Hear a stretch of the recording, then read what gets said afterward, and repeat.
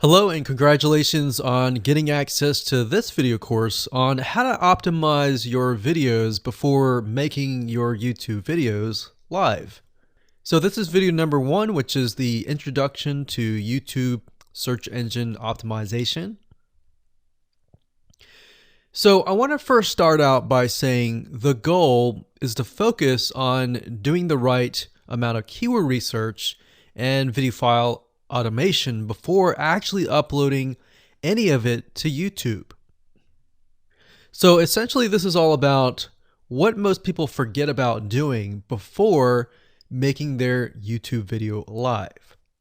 Because if you think about it, most people think about, okay, what do I do after I upload this video? They don't really think about what they have to do before making it live. So this is not about what you can do afterwards, as that is a totally different focus, but rather before. So besides simple optimization, you really need to know that YouTube ranks the videos that people watch the longest. Meaning, let's say for example that we have a 10-minute video.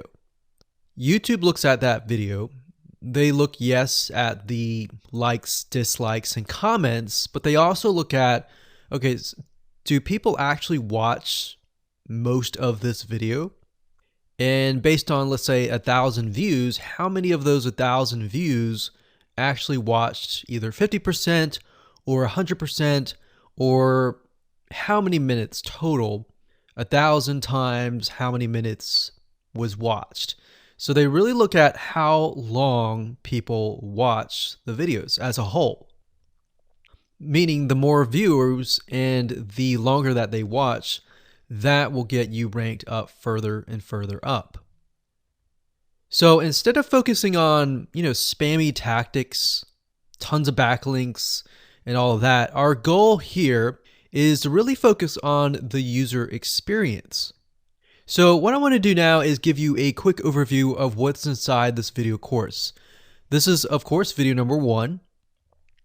Video number 2 is going to be about competitive research, or in other words, researching your competitors to kind of get a better idea of why YouTube is ranking those videos. Video number 3, we'll talk about highly searched keyword terms and how you can find those for your product or service or whatever you're trying to promote. Video number 4, we'll talk about your title and your description. Video number 5, we'll talk about video file optimization. So we're going to optimize the actual file, because each file has essentially information in it. And of course, video number 6 will talk about why your thumbnail is important and how to make it professional and good looking. And video number 7 will talk about video length and why that matters. We talked briefly about it just now, but I'm going to dive in deeper in that video. And of course, last but not least, I'm going to give you a secret tip on how to outrank your competitors in video number 8. So before we get started, I want to talk about what you need to have in hand. You're definitely going to need your product or service and an idea of the niche that you're targeting. You also need to have a video that is ready to be uploaded. And with that said, let's move on to video number 2. Hello and welcome back. This is video number 2. So let's talk about competitive research. You see, the best way to understand how you can rank better is to know what is already ranking in your niche or your market. So what we want to do here is we want to analyze the videos that are on the top. And I want you to specifically look at what titles, what descriptions are they using, and what thumbnails are they using that are eye-catching. And what is the user experience like when you click through those videos? So let's go ahead and do some competitive research. So for the sake of making sure that we find YouTube videos that actually relate to promoting a product, what I want to do now is just to pick a product out of the blue and let's take a look at YouTube. So one product that I've been using for a while now, which has been really, really awesome, is called the Instant Pot. It's basically a pressure cooker that cooks food at a really fast rate. So what we're going to do is we're going to hop on over to youtube.com and we're going to type in Instant Pot and see what we get. So I'm not going to click enter just yet because I'm interested in getting an idea of what kind of potential keywords that we could rank on, or what potential videos that we can create.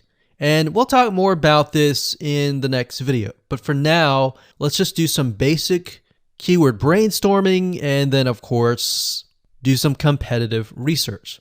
So Instant Pot, we got Instant Pot recipes, we got Instant Pot ribs, Instant Pot roast. So let's just click here and see what we get.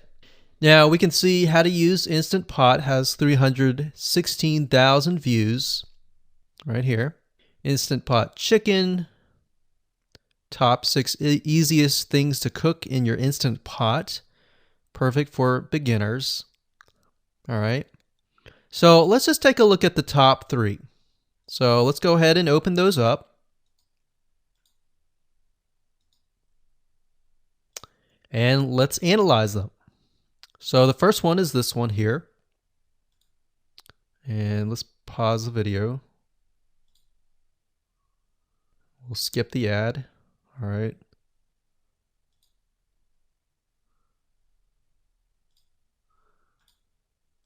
Okay, so how to use the Instant Pot 101 for beginners. So if we think about the type of audience that the Instant Pot attracts, it attracts somebody who has a busy life, who may be a beginner at cooking and just wants a quick and easy meal done fast. So we can see that. So one thing that I like to do is I like to copy the titles to Notepad. Just kind of get an idea of what we're dealing with. So that's the title. Looks like she's promoting an Amazon affiliate link. We can see that here, Amazon.to. We've got Instant Pot hacks, Instant Pot yogurt, and all that. So what she's doing, it's very funny, but she may not realize she's doing this, but what she's using is a method called siloing. And she's basically telling YouTube, hey, not only do I have this video on Instant Pot, I've got Instant Pot hacks, yogurt, recipes, and other recipes. So let's just copy that in here. So that's video number 1. So we're going to rank it from video 1, video 2, and video 3. Let's scroll down a bit. We've got 373 comments. I will say when it comes to YouTube, they're looking for engagement. So comments is good, likes are good, even dislikes are good as well. Even though dislikes are bad from a human standpoint, it tells YouTube that there is engagement. All right. So sometimes we're going to be able to view, we can't do it here, but sometimes you'll actually be able to view more data. But for now, you can't hear. Now, we can actually dig deeper if we want to. So let's just take a look at Natural Brittany's YouTube channel. Because when you're doing competitive research on YouTube, it's not just that particular video. It's actually the whole YouTube channel as a whole. The authority that that channel holds. So she has 116,000 subscribers. Click on the videos. She has a good amount of videos that talk about anything, looks like from cooking, from budgeting, from grocery, a lot of very similar videos. So let's scroll down. And now let's go ahead and take a look at the second highest ranking video. So if we go back over to here, and this is the Instant Pot chicken cook with me, meal planning, meal prepping, Sunday setup. So let's go here, take a look.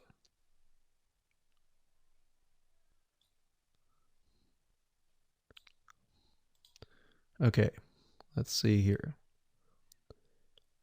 So it's a 20-minute video, all right? And it has 658 likes, 5,000 views. If we take a look at this video here, this has 320,000 views and 7,000 likes. Now, notice how it says 13 minutes here, and notice how it says 20 minutes here. We'll go back to this later on. All right, so we'll talk more about why a certain amount of time of your video is important, why the timing is important. And why is it that this lady has only 5,000 views, whereas the other lady has 300,000, and this lady is ranked right below that lady? All right, so why is that important? And why does that correlate to the time? So we'll talk more about that later on. But for now, let's just do competitive research. We're not trying to figure things out right now, and go from there. So if we take a look at the description, it says cook with me as I try a new recipe with Instant Pot. So the description contains the keyword. Sunday setup. Looks like she's got some Amazon links. And if we think about Instant Pot, who could it be targeting?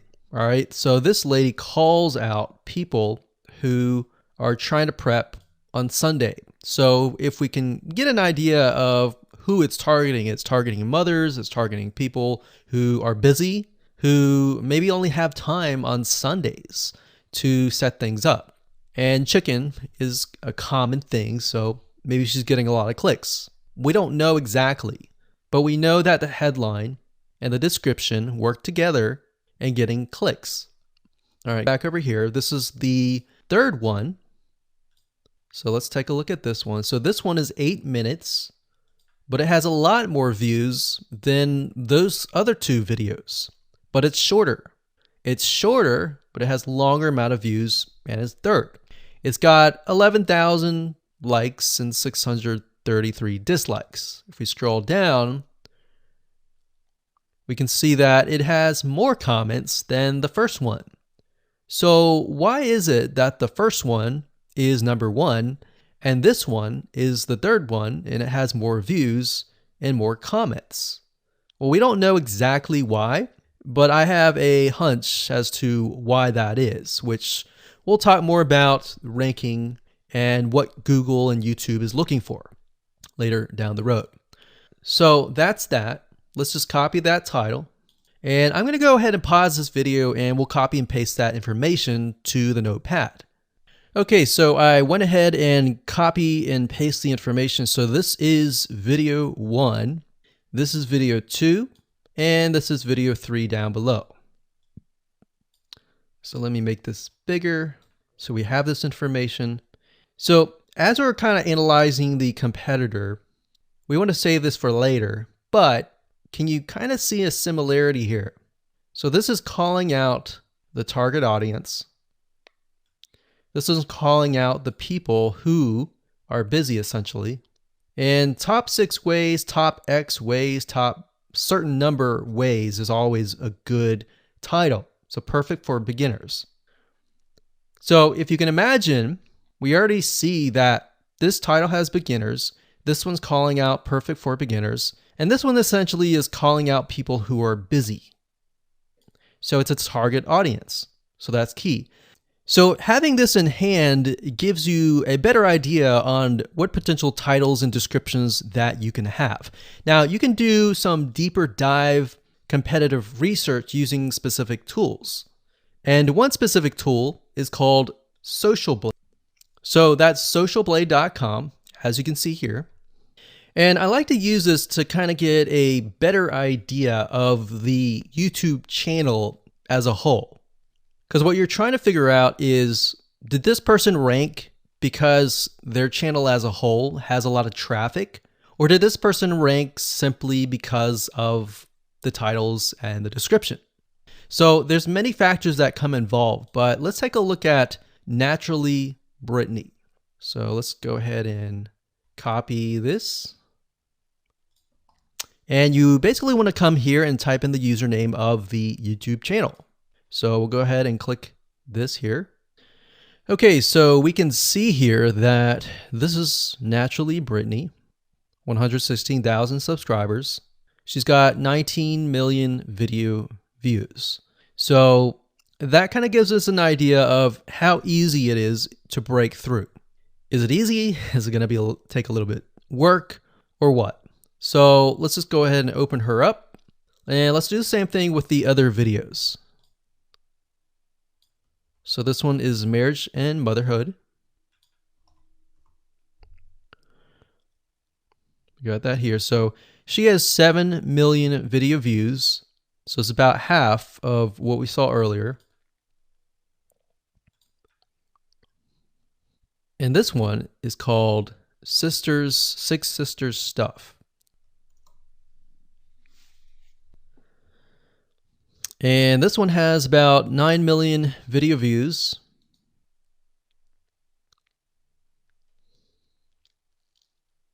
So right off the bat, we can see that if we were to rank on the keyword Instant Pot, it's going to take a lot to break through.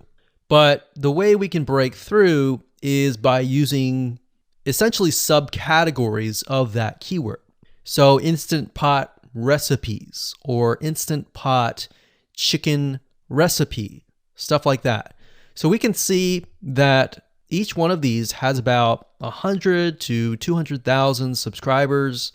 So you're going to have to be competing against that. Now, obviously, if you have a good size YouTube channel, that will usually mean that you can break through fairly easily.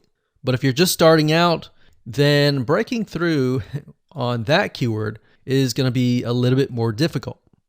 So the next question is, what keywords should you use?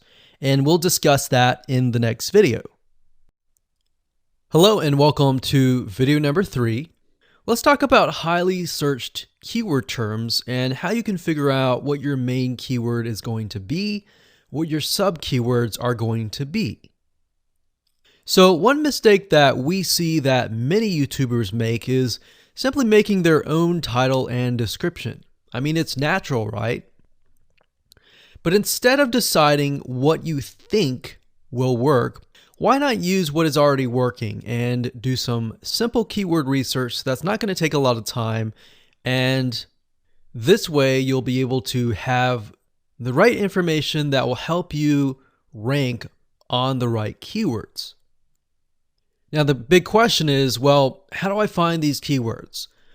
So the best way to find highly searched keyword terms is to look at the Google suggested keywords. And they are suggested for one reason, because they are used a lot. So let me show you how to find them and what they look like. Okay, so from analyzing the previous videos with the top 3 videos to kind of get an idea of what the titles were, what the descriptions were, if we look at the 3 and we refer back to this, the question is, what are the commonalities between the titles? Obviously the keyword Instant Pot, but we also noticed that the top one and the third one, they all have the keyword beginners. So beginners in Instant Pot for beginners, all right? So if we go back up here and we go to youtube.com and we type in Instant Pot, what do we get? So when you have a drop down like this is what we call the suggested keywords. And you'll see this in amazon.com, you'll see this in google.com and other major search engines. And what this is high demand and highly searched keyword terms. So in other words, if a lot of people are searching for these keywords, then they'll show up in the drop down menu. Right? So Instant Pot chicken happens to be a very highly searched term. And take a look at this. This one is related to Instant Pot chicken. So that means there's a lot of people searching for Instant Pot chicken. And that might be why this second video is ranked so high. Let's scroll down and take a look. So as we're scrolling down, I also want you to kind of keep an eye on the thumbnails because the thumbnails are key. So we got top 6 easiest things to cook in your Instant Pot. And I'll say as an Instant Pot user, I really didn't know what recipes were out there that would fit the Instant Pot. Because the Instant Pot, the way it cooks is it pressurizes the food, and you need a little bit of liquid inside it to pressurize. So what I was doing is I was looking for recipes that were specifically made for the Instant Pot. So a lot of these people that are coming here, they don't know. They're just looking for recipes. So the 30 Instant Pot recipes gives people an idea. Oh, okay, I've got 30 recipes that I can pick and choose from. So if you scroll down, it says Instant Pot Ultra. All right. So if we go back here, so Instant Pot Chicken is definitely a top one. Instant Pot Spaghetti, how to use an Instant Pot. Instant Pot Cheesecake, Yogurt, Pho, Beef Stew, Whole Chicken, Rice, and Instant Pot Roast. So these are highly searched keywords. Now let's hop over to Google and see what we get. Do we get the same thing? Do we get something different? So if you go to Google and you type in the same thing, Instant Pot, we can see that we've got Instant Pot recipes, Instant Pot chicken. So notice that the chicken and the roast beef or the pot roast seem to appear both in Google and in YouTube. So whenever you see that, that's a good sign, because you got to understand people searching in YouTube are very different than people searching in Google. They don't show the exact same thing. But if they do, that gives you an idea that if you rank on that term, that you will be able to get traffic from Google and YouTube. Okay, so let's go back here. So Instant Pot Chicken. So let's just do a search and see what we get. So another place to find the Google suggested keyword terms is to scroll all the way down to the bottom. So there we go. So Instant Pot recipe. Now these are specifics, all right? These are searches related to Instant Pot. So people are looking to buy Instant Pot Amazon. So let's just type in Instant Pot Chicken and see what else we get. So if you notice, when we type Instant Pot Chicken, it gives you a more detailed view of the other keywords that are related. So for example, Instant Pot Chicken recipes, chicken rice, chicken noodle soup, chicken thighs, chicken bog, chicken breast recipes, chicken wings, and chicken and dumplings. So let's go over here and see what we get. So Instant Pot Chicken recipe, wings, noodle, biryani, thighs. So a lot of these are actually appearing that are the same. Okay, so moving on here, we've got Instant Pot Chicken. Now let's take a look at what we have here. So what I would do is I would do the same thing, the competitive research.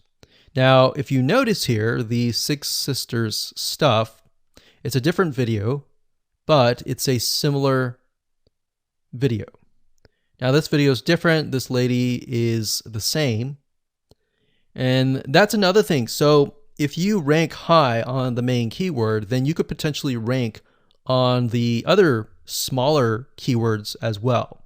So that gives you an idea that of what content to create and what keywords to target. So we could potentially make it about Instant Pot Chicken. And what I would do is go back here. Let's say we want to title it the Instant Pot Chicken. What I would do is I would scroll here and take a look at questions people are asking. So how do I cook chicken and potatoes in Instant Pot? How long does it take to cook chicken pot, Instant Pot? We scroll down, and what I would do is grab these keywords. So I would grab these keywords.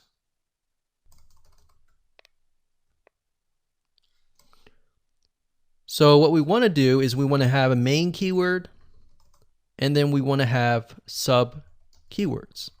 So the main keyword here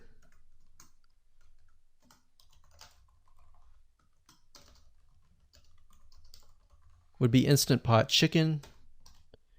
And then the other ones would be Instant Pot chicken and potatoes, and all the rest here. So having these in hand will give you a better idea on how to go about creating your titles and your descriptions so that you can target specific keywords, and that you're not like any other YouTuber who is simply making up titles and descriptions just out of your head. So this way you can be strategic and rank effectively. Hello and welcome to video number 4. In this video, we're going to talk about your title and your description. So let's take what you have gathered in the previous video and let me show you how to properly create your titles and descriptions.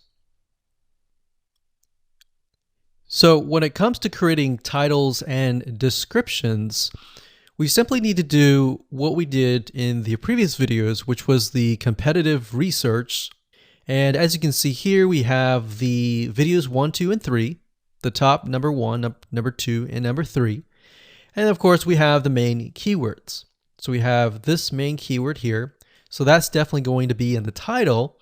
And then of course, if you noticed, the target audience was beginners.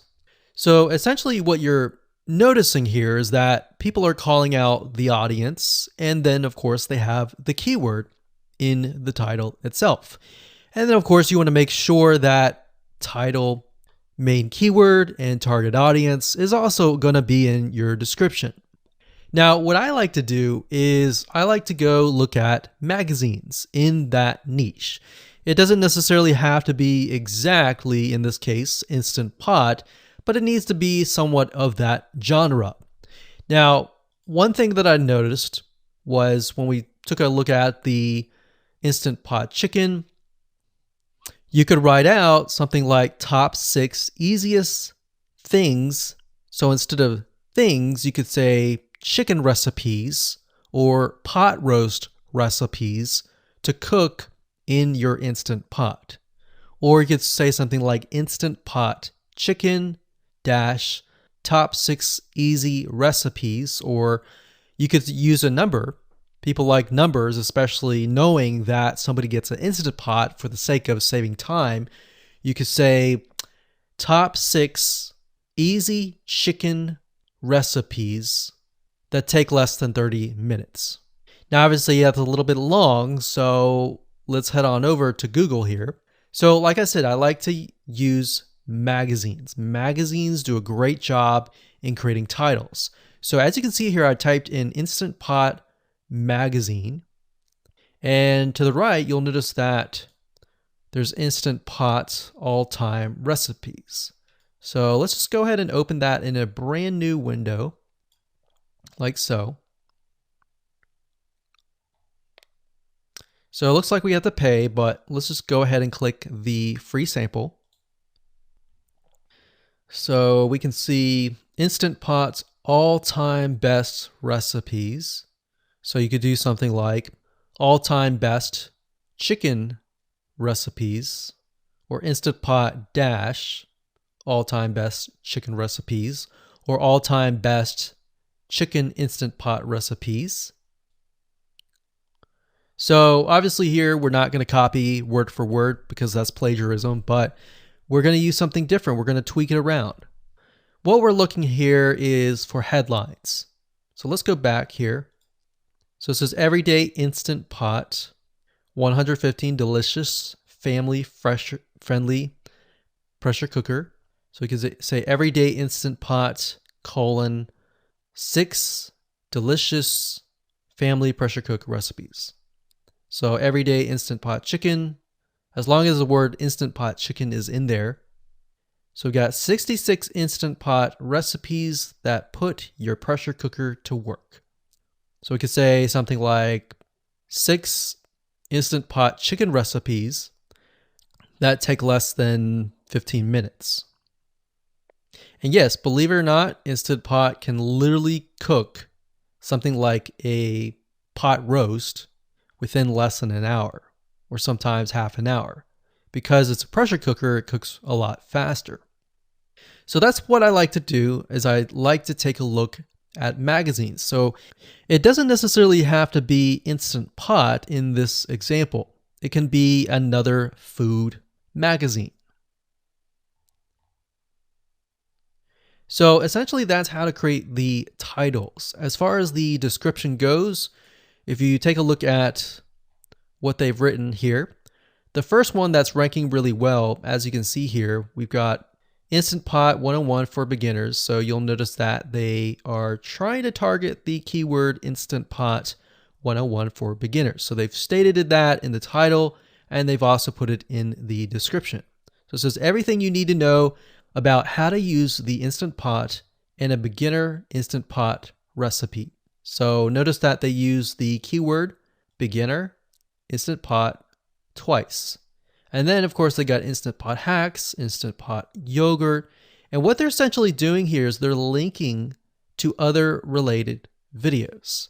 Now, Google's smart enough and YouTube's smart enough to have an algorithm to read the description and think, okay, they've got other videos that they've created that are related to Instant Pot. This video must be good, or this channel must have a lot of relevant information. So we're going to rank it a little bit higher because it's going to give people what they want to see.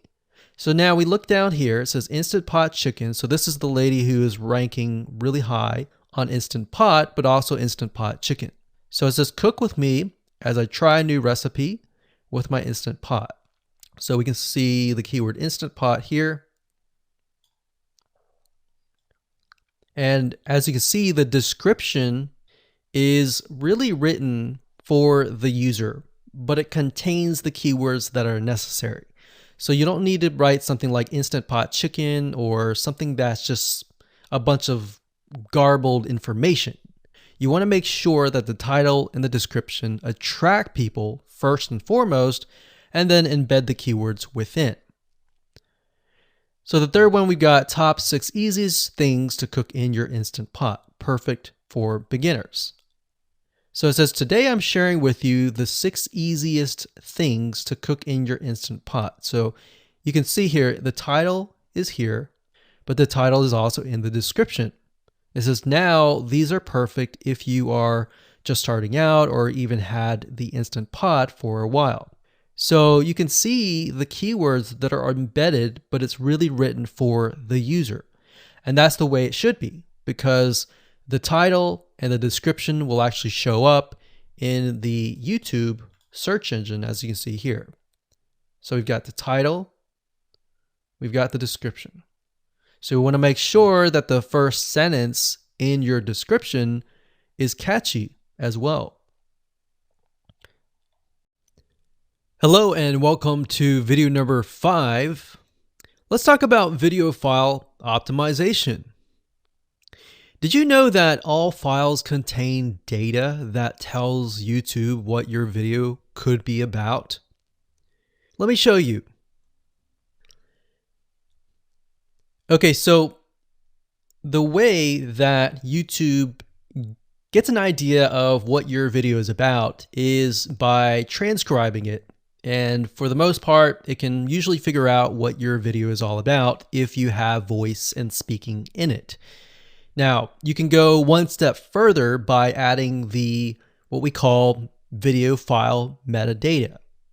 It's very similar to a website metadata. So for example, if you right click on any website and you click on View Page Source, up at the top, you're going to see a lot of what we call metadata.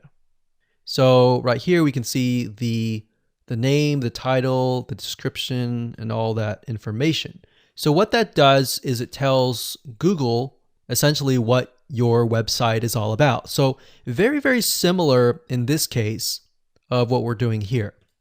So what we're doing here is we are taking the video file that you have created and embedding it with more information. So besides the title and description, YouTube will be able to read the metadata inside of your video. So it'll make a little bit more sense when I show it to you.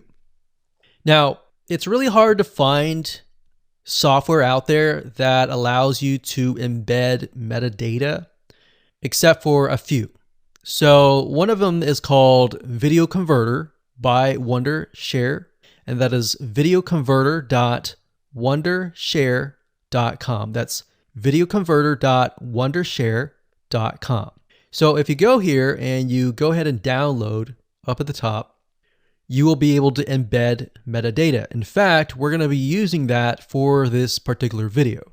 Now, there are other software out there like the Adobe Bridge software, which allows you to embed the metadata into your video. Now, the reason why I'm using Wondershare is because I feel like it's a lot easier to use.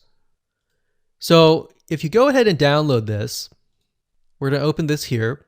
And what I did was I clicked Add Files, and I chose the file. Now, there's a lot of things that you can change about the video, but what we're particularly interested in is this I icon right here. So click this I icon, or letter I here, and you're going to see that it says name, language, episode name, actors, directors, screenwriter, tagline, and description, and comments. So what I recommend is you try to complete this as much as you can. So episode name, actors, so that would be whoever is in the video, the director, the screenwriter, which could be you, and then the tagline. What I would do is the tagline be your title, and then the description be your description. So whatever you're going to upload to YouTube, put this as a title and put this as a description. And then for comments, I would put something like keywords. And all you have to do is click save, convert it, and done. That's the reason why we're using Video Converter, because it's just so much easier. With Adobe Bridge, it's easy too, but there's a lot of more options and very easy to get confused. So once you're done with that, you save the video, your video has the metadata inside of it, and all you have to do is simply upload it to YouTube, and that's it. Hello and welcome back. This is video number 6. Let's talk about your thumbnail and why that is important. You see, since our goal is to get more clicks or more views to your YouTube video, we have to rely on attracting viewers. So if you think about it, the thumbnail is the first thing people see as they are scanning to find what interests them the most. So in other words, if you think about it, if you go to youtube.com and you type in a keyword, you're going to see all the results with thumbnails, the titles, the descriptions, and all of that. So that's the first thing that they see. So let's discuss what your thumbnail should contain and what's working in your market and how to figure that out. So when it comes to having a thumbnail, you want to make sure that it is eye-catching, meaning it shows somebody what they want. So if Instant Pot Chicken is your main keyword, you want to make sure that your thumbnail has something in it that entices them. So it's good to have the keyword or the title in it. So you can see right now the way YouTube works is they have an initial title or an initial thumbnail, and then after that you can see motion. So if I put my mouse over it, you can actually see part of the video, which makes it a lot more engaging. So as we scroll down, the initial thumbnail that this woman uses is the Instant Pot. And then this one here, it says Instant Pot recipes. So Instant Pot.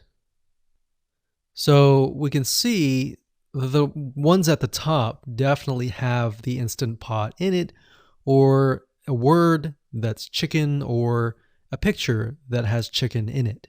So it fits the keyword. Now, if you're not a professional, thumbnail artist or anything like that, there are different sites that you can use to get these created. Now, bear in mind that you never want to use a thumbnail that is clickbaity or that lies to somebody, because if they click on it and then the video is nothing like the thumbnail, then guess what? You might get tons and tons of clicks and perhaps views, but you're not going to get people watching your video, which is very, very important, which we'll discuss in the future videos. But for now, there are different elements that you need. So what I recommend is you go to a site called creativemarket.com. That's creativemarket.com. There are other sites like graphicriver.net, but over time we've realized Creative Market has a lot of really good designs. So what we can do here is in the search box, we're going to type in YouTube thumbnail. And we're looking specifically for templates that we can use for the thumbnail. So it says YouTube thumbnail pack. Let's go ahead and open that. There's one here. There are end cards, but that's a little bit different. That basically comes at the very end of your video.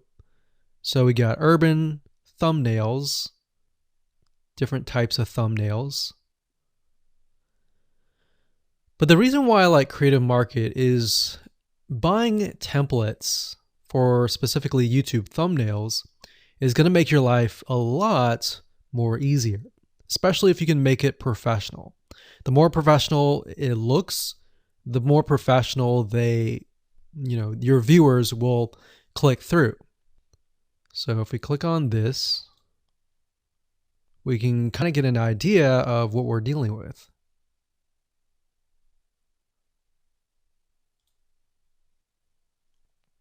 And here's more thumbnails here as well.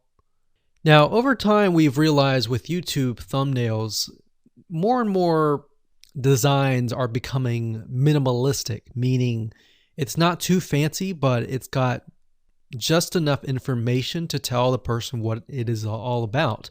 So it could have text, it could have pictures, but you really need to know what your YouTube video is about before you can create your thumbnail. In fact, I recommend that you create your YouTube video first and then you create your thumbnail so that you can make sure that you attract the right person. Now, what we found a little bit of a technique is to create a thumbnail that is related to essentially the end, meaning if you're creating an Instant Pot chicken recipe, you might want to show the chicken already cooked. So essentially what people get if they click through. So that way people think, oh, okay, this looks really nice. I'm going to click through. And they're more likely to actually watch all the way through to the end. And that's what we want. We want people not to just click through, but to watch all the way till the end. And that's actually going to help us with the ranking. Hello and welcome to video number 7. Let's talk about video length in more depth.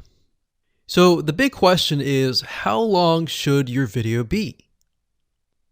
While yes, most folks have said that your video should be short due to attention span, and that's something that we've talked about in the past, and that definitely worked in the past, and that still is true that people's attention span are short. But today, in terms of YouTube, your video length should be longer, and here's why. Did you know that YouTube ranks your video based on how many minutes your viewer watches? We talked briefly about this in video number 1, but I want to talk about why that is the case. Statistically speaking, most people that we have found, based on statistics that we have seen in YouTube, most people watch about 50% of a video. Even the people that are interested in a video, they watch 50% of a video.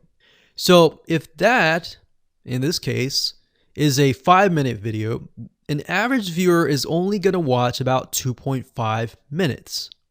Now, here's why that is important. If you're competing against someone who has a 30-minute video and their viewers watch 15 minutes, which is about 50%, well, guess what? Even if they can have less viewers than you, they're going to beat you because they have a longer video. So if you got the 2.5, they've got the 15 minutes, they can send less people and still beat you. And YouTube will favor them in the end. Now that, of course, is assuming that the views are legitimate and people are actually watching. And that's why user experience is so important. So to give you some real life practical application, let's hop on over to YouTube and I'm going to show you proof that this works. Okay, so let's take what we learned and what we just discussed and apply it to some real life practical application. So if we head on back over to youtube.com, we type in the keyword Instant Pot recipes, we can see this one, and this one. So let's go ahead and open these up. So we got this one, and this one. So that's 1, 2, and 3. The first one has about roughly 8 minutes or 9 minutes. We'll say 9 minutes. The second one has about 27 minutes. And the third one has about 20 minutes.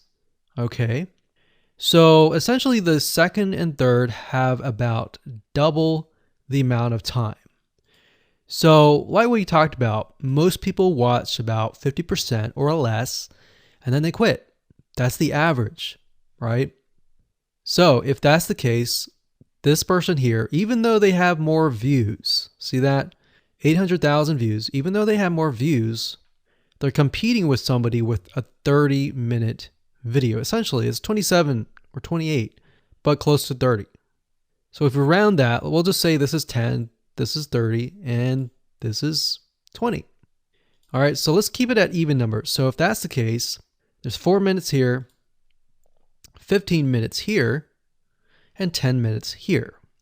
So this means that the person with the less amount of minutes, they're going to need a lot more views and a lot more people watching it. So in total, if this person has, obviously this person's number one, but what I'm saying here is because YouTube looks at how many minutes are watched, if this person had 800,000 views, and this person had only half of that amount, but had more than double this amount, this person right here would most likely rank higher. So see that? Only 100,000 views, 15 minutes. This one here, 20 minutes, only 6,000 views. So you might ask, well, shouldn't this be maybe number one? Not necessarily. If we really look at it, so we've got 800 times 4 minutes, and that's not going to be exact. I mean, we could even take 500. And this is definitely going to be number one. And this is definitely going to be number two based on the information. But this person, because they have a long enough video, even though they have less amount of views, they're still able to rank pretty high. So this is based on one of our YouTube channels, which has over 9 million of minutes watched. And based on that, that's what we've seen. Now, there's other factors like likes, dislikes, comments, and other things like that, titles and descriptions. But that's a big, huge ranking factor because it legitimately tells Google and YouTube, hey, this YouTube video is legit. Not only people are clicking on it, they're actually viewing it. And they're viewing at least about 50% on average. So that's why the video length is important. Now, you don't want to make a long video just to make a long video. You might want to make a video that has really good content. And that's the goal. It's not based on spammy backlinks or anything like that. It's based on providing real value. Hello and welcome to video number 8. So just want to say congratulations on reaching the end of this video course. We're going to talk about a secret tip that you can use to outrank your competitors. So we briefly talked about why having a longer video was important, right? So one secret tip that we can give you is that what we have found that works is the following. Longer videos in the sense of live streams, which means you get on YouTube and you talk to people live. You have webinar replays and videos where people expect them to be longer. So in other words, people are expecting these to be longer. If you make a normal video that people expect to be 5 minutes and you make it an hour, then you're not really going to hit that 50%. But when you have a live stream or a webinar replay, usually people typically expect it to be at least 1 hour. So because people expect it to be 1 hour or longer, they expect to take time out of their busy schedule to actually watch your longer video. And what we found is these work really well compared to the average video. So let's discuss what you need to do in terms of software or even web applications that you need to create live streams and webinar replays. So in order to create a YouTube live stream, you're going to need to have a broadcasting software. There are many. You can go to YouTube and type in live stream, how to set it up, and there's a lot of videos on that. But this is one particular one that we have used and that has worked really, really well for us. It's called Open Broadcaster Software, and it's free, best of all. And that is located at obsproject.com. So as you can see here, there is versions for Windows, Mac, and Linux. So it's simply as easy as downloading and you can start streaming. So the reason why you need this software is basically what it does is it connects to the YouTube live stream system. And when you're ready, you click record and you're good to go. Now, I'm not going to go in depth on how to use this product just simply because there are so many different options and so many different ways of using it. Now, like I said, the tip is when outranking your competitors to have longer views. This is good for kind of a face-to-face talking head type long video. Now, if you want to use a camera, you can do that. If you want to do something like screen capture, meaning you're going to show your screen, then you're going to want to use something like GoToWebinar. And you can go to gotomeeting.com/webinar to do that.